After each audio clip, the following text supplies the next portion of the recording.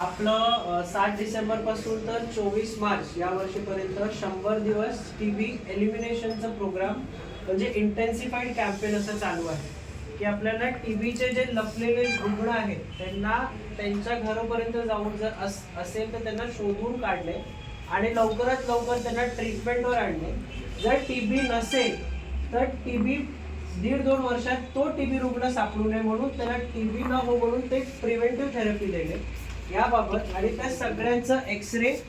suspected असेल तर त्याची तुंगी तपासणीसाठी नॅट करणे आणि जर काही सगळ्यांमध्ये निगेटिव्ह असेल